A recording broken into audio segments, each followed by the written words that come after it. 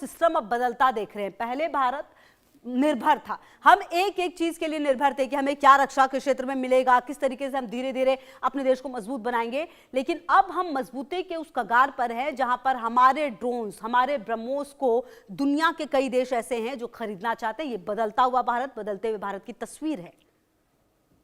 खुशबू जी, आपने बिल्कुल सही कहा है।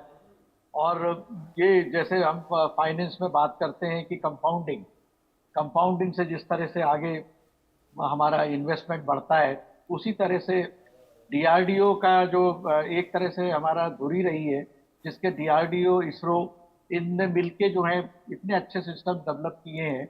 स्पेस टेक्नोलॉजी हमारे यहाँ शुरू हुआ, फिर इसके इंजिन्स, बायो इंजिन्स आए, फिर इसी तरह से मिसाइल्स में अब्दुल कलाम साहब ने जो क्रांति ला दी है वो सब फ्रूटफुल रहे।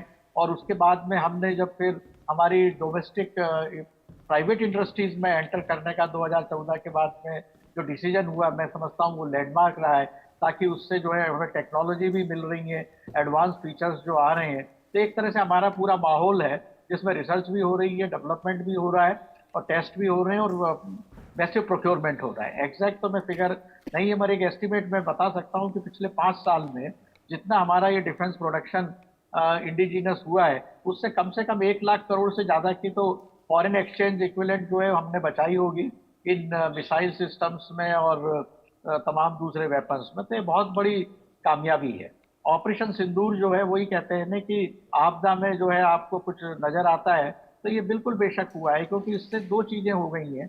पहली तो हमें हमारे इंडिजिनियस वेपन्स के बारे में अगर किसी को कोई डाउट था कि हमें बाहर की टेक्नोलॉजी लेना है, हमारी टेक्नोलॉजी अच्छी नहीं है, वो दूर हो गया, बड़ा सटीक रहा है।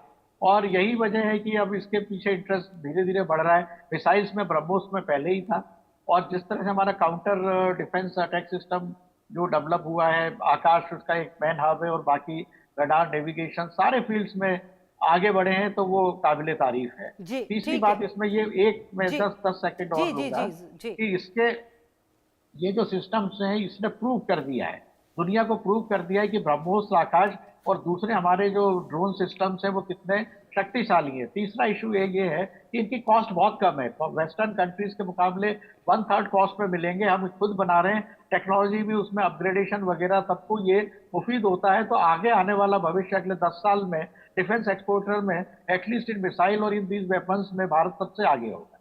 ठीक है। मार्शल ओपी तिवारी जी, कहीं ना कहीं आप भी इस बात से इत्तेफाक रखते होंगे कि ये बदलता हुआ भारत, और बदलता हुआ भारत जानता है कि हमें आत्मनिर्भर बनना है, जिसका जिक्र प्रधानमंत्री लगातार पिछले कुछ समय से अगर हम देखें वो काफी ज्यादा कर रहे हैं। रक्षा क्षेत्र में हम ना सिर्फ आत्मनिर्भर बन रहे हैं, बल्कि हम अपने ऊपर निर्भर बनाने की प्रक्रिया पे हैं। और जैसा कि जेकेएस परिहार जी भी कह रहे थे कि आने वाले समय में 10 सालों में हम बहुत आगे होंगे। कुल मिलाकर ये भविष्य की तैयारी है। मार्शल ओपी तिवारी, देखिए, भविष्य की तैयारी के अलावा आप हमें अप्रिशिएट करना पड़ेगा हमारे साइंटिस्ट को, एयरफोर्स के इंजीनियर्स को, जिनकी इंटरफेस की वजह से हम इतना आगे बढ़ चुके हैं। Correct. ये प्लानिंग ब्रह्मोस की काफी पहले शुरू हुई थी। BrahMos 1 has been very effective. अभी हमने टॉप सिंदूर में देख लिया कि कितने प्रिसीजन स्ट्राइक से, बिकॉज ये स्ट्राइक ही नहीं है, बट इसका इलेक्ट्रॉनिक मैग्नेटिक वॉरफेयर को भी काउंटर करना है, ताकि किसी को इसको इंटरसेप्ट ना कर सके, किसको डिस्ट्रॉय ना कर सके, उसको भी मजबूत करना पड़ेगा। तो डीआरडीओ साइंटिस्ट बना रहा, बट बाकी जो चीजें हैं, बाकी navigation capability, counter measures capability, ये सब भी हमारे एक साथ ही इंडिया में डेवलप करके बनाया गया है, ताकि ये मिसाइल अपने आप वहां पहुंच सके, बीच में उसको कोई रोक न सके। ये हमने ऑप सिंदूर में देख लिया। तो ब्रह्मोस की तैयारी तो बहुत पहले से चल रही थी। अब ब्रह्मोस 2 देखिए, ब्रह्मोस 2 में थोड़ा डिले हो गया है, बट हमने जो अभी एक स्क्रैमजेट जो बनाया है, जो 1000 सेकेंड्स तक, एक्चुअली ब्रह्मोस 2 का क्या है, आवाज के 7 से 9 गुना स्पीड से चलेगा, 7 to 9 टाइम्स, तो 9 मैक्स पर स्पीड चलेगा। इसलिए स्क्रैम जेट इंजन तगड़ा चाहिए, उसका टेस्टिंग हो चुकी है। जब ये बन जाएगा तो इसकी स्पीड इतनी हाई है और रेंज भी 1500 किलोमीटर है, तो एक बहुत बड़ा पावर होगा हमारे पास। प्लस जिस तरीके से अभी परिहार साहब बता रहे थे कि हमने जो भी बना रहे हैं, हमारा ये काफी सस्ता, कम रेट पर है। तो ये rate as compared to Europe, America, Israel जो बेचते थे, उससे भारत का सामान होगा बहुत ही कम रेट पर है, तो इसकी डिमांड बढ़ेगी। एक पहले डाउट इनको लोगों को होता था कि सस्ते बेचते हैं, एक्यूरेसी अच्छी नहीं होगी, हो सकता है जैसे चाइनीज बना रहे वैसा ही हो। तो वो भी जो अंदर जो शक था वो दूर हो गया, क्योंकि ऑप सिंदूर में इन मिसाइल से दिखा दिया कि आप कैसे स्ट्राइक कर सकते हैं। ये तो रही ब्रह्मोस की बात। दूसरी बात कर रहा हूँ, नागास्त्र की जो बात करें, सबसे ज्यादा इफेक्टिव रहा है। लेकिन नगास तो ऐसा है कि मतलब कि इतने कम रेंज का बनाया गया है, बट वो तो जाता है, ट्रेवल करता है, इलेक्ट्रिकल ऑपरेटेड है, तो इसको काउंटर करना मुश्किल है। वहां जाता है, ट्रैक करता है, उसको आइडेंटिफाई करता है टारगेट को, उसको ट्रैक करता है, फिर डिस्ट्रॉय करता है। तो हम जो यूएवी यूज कर रहे हैं या ड्रोन यूज कर रहे हैं, ये सब चीजें जैसे यूक्रेन वॉर शुरू हुई थी उसके पहले से ही इंडियन एयरफोर्स ने ये शुरुआत कर दी थी कि हमें इस तरह की इक्विपमेंट चाहिए, सामान चाहिए। तो नागास डेवलप किया गया, हमारे आर्मी के पास है, जी जिसकी रेंज थोड़ी कम है, इतना इफेक्टिव है कि उठ जाएगा, टारगेट आइडेंटिफाई करेगा, लोकेट करेगा, इसको हम कामाकाजी ड्रोन भी कर सकते हैं या रिकॉग्निशंस पर्पस के लिए इसको यूज कर सकते हैं। सारी एक्चुअल राइट टाइम और एक्चुअल ऑन फेज क्या हो रहा है उसकी पिक्चर हमें भेजेगा, ये हमें बहुत मजबूत बना देता है। बिल्कुल इसका टेस्टिंग जो है ऑफ सिंदूर में जिस तरीके से हमने किया कि 9 टारगेट डिस्ट्रॉय किए without any other collateral damage, एक विश्व में एक उदाहरण था। उसका नॉट टारगेट डिस्ट्रॉय करने के बाद पाकिस्तान ने रिटेलिएट किया, जो हम उसकी उम्मीद नहीं थी। उसके बाद जो 11 एयरफील्ड जिस तरीके से हमने यूएवी से, मिसाइल से और ब्रह्मोस से डिस्ट्रॉय किया, वो एक एग्जांपल था सेट के लिए, ताकि विश्व को दिखा कि इनके इक्विपमेंट्स इफेक्टिव भी है, एक्यूरेट भी है, और जहां चाहते हैं वहीं हिट करते हैं। नगासक ये 2 मीटर्स है, 2 मीटर्स में जाकर डिस्ट्रॉय कर सकते हैं। ब्रह्मोस ने भी जाके जो भी न्यूक्लियर बेसिस थे उसको अच्छी तरह डिस्ट्रॉय किया। तो इस तरीके से डेवलपमेंट हुआ है। तो it is not left only, पहले क्या होता था कि फ्रांस डेवलप करके हमें देता था, हम खरीदते थे। अभी जो इतना इंटरफेस चलता है यूजर और टेक्निकल इंटरफेस, कि वो जैसे जैसे आगे बढ़ते रहते हैं उसी टाइम यूजर भी इंटरफेयर करता है और दिखाई पड़ता है कि हमें ये मॉडिफिकेशन भी चाहिए। तो हर स्टेज पर मॉडिफिकेशन हो रही है।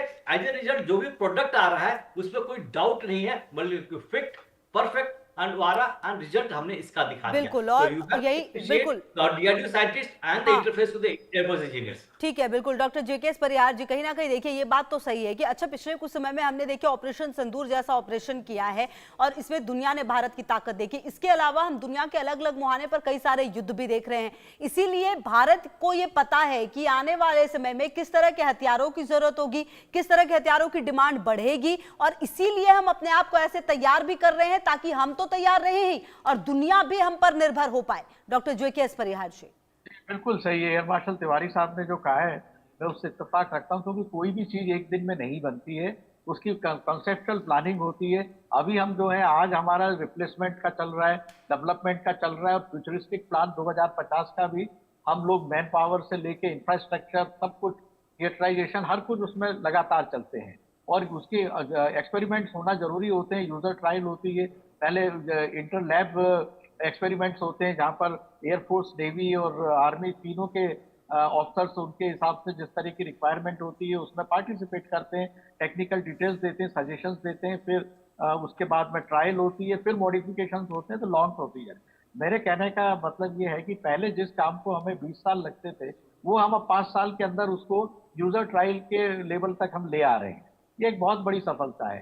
तीसरा ये है कि हेट्रोजेनिक, क्योंकि प्राइवेट इंडस्ट्रीज के आने से जो है सिविल एरिया में अवेलेबल टेक्नोलॉजी का भी इंटीग्रेशन इसमें हो गया है, और यही वजह है कि स्पेस टेक्नोलॉजी, साइबर टेक्नोलॉजी में ड्रोन के अलावा दूसरे बाकी भी जो हमारे आईटी सिस्टम्स है वो सब मिला के हम बहुत तेजी से आगे बढ़ रहे हैं। और एक बात खुशबू जी आपको मानना पड़ेगी कि भारतीय दिमाग, जो हमारे इंजीनियर, डॉक्टर्स, आर्मी कोई भी है, इंडस्ट्रीज है, सब में बड़े जुगाड़ू होते हैं।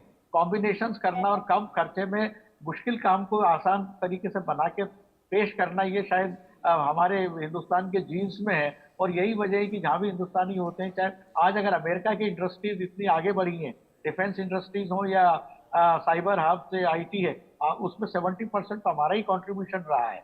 तो ये बहुत अच्छा है। और गवर्नमेंट का सबसे बड़ा इंपॉर्टेंट काम होता है कि सिस्टम को फेथ देना, उसको फुल सपोर्ट करना और आगे बढ़ाना। और मैं समझता हूँ कि ये जो तीनों चीजें हैं ये अभी हमें हर तरह से हासिल हो रही हैं। रहा सवाल मिसाइल तो इसका कि अब हमें एक मल्टीपल बास्केट टाइप का होता है। नाग जो है वो आप मैन पैक में ले जा सकते हैं, छोटे उसमें करेगी, आकाश इंटरमीडिएट में करेगी, ब्रह्मोस का हायर वर्जन जो है वो मिडिल एंड लॉन्ग रेंज में करेगा, अग्नि पृथ्वी मिसाइल्स हो गई। तो तीनों सर्विसेज अब इंटीग्रेटेड हो गई हैं उनके ऑपरेशंस में भी। बिना एयरफोर्स के आप अटैक शुरू नहीं